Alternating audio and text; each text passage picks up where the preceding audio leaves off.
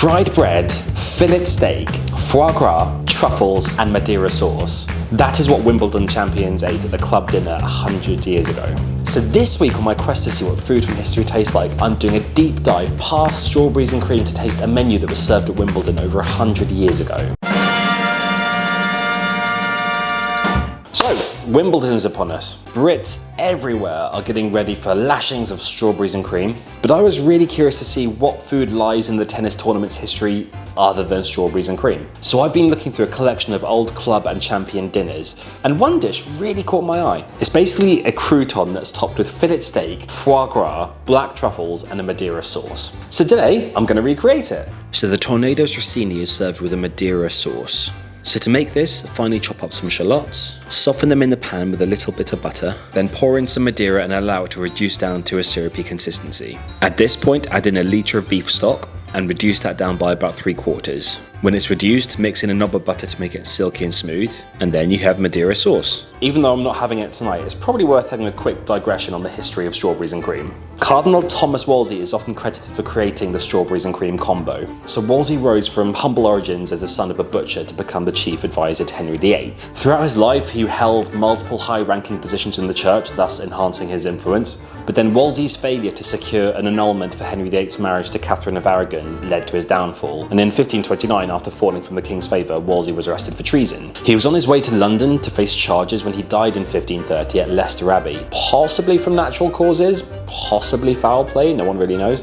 But during his life, he was involved in the building of Hampton Court in 1515.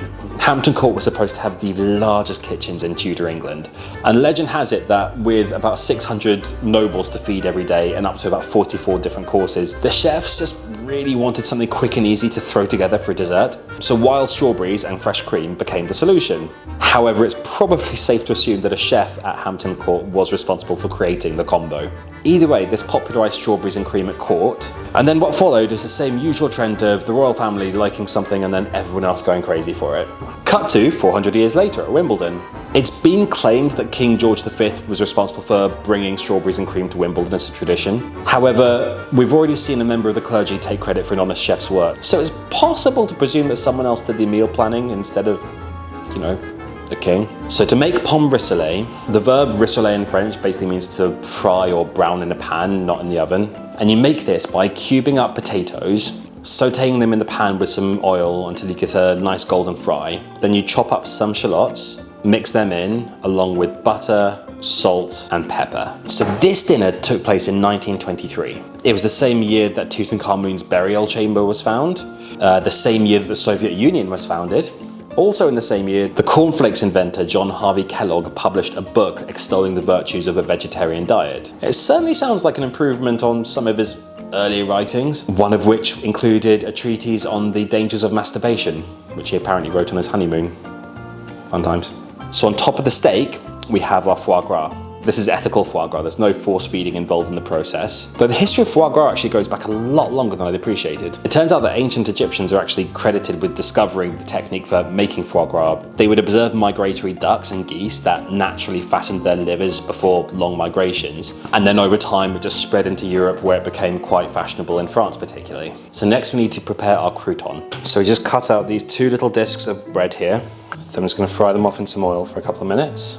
The first thing that really comes to mind when you look through these old Wimbledon dinners is they are just a love letter to French cuisine. But the French fascination is really interesting because the English have had a real love-hate relationship with French haute cuisine over the years. French cuisine has arguably been influencing British food since the Norman invasion in 1066. I mean, that is why we have a different word for the animal when it's in the field and when it's on the plate. The peasants who were farming land would be using the Saxon word pig for when it was in the field, whilst it became pork for the Norman overlords who were the ones doing the actual eating.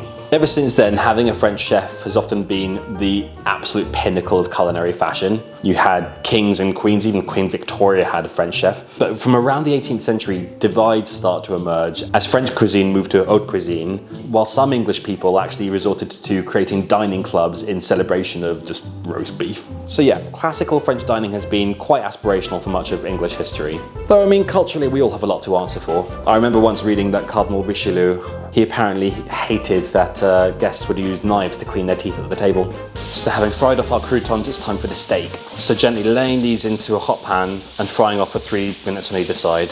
And then you have Tournedos Rossini, a crispy crouton topped with fillet steak, foie gras, black truffle, Madeira sauce, and flanked by green beans and sautéed potatoes. This one I'm actually really excited to try. I don't think I've ever had foie gras before, and even though this is supposed to be non-forced, I'm still ever so slightly intimidated. That's lovely and rare for me. Of the foie gras, a bit of the truffle, and the Madeira sauce. I mean, strawberries and cream will always have a place in my heart, but I would take that any day too. I honestly think the truffle is a bit much. There's a lot of rich flavours happening here. I'm actually really surprised by that crouton underneath. I was kind of thinking that'll just soak up the juices and go all floppy, but I'll try some of the potatoes.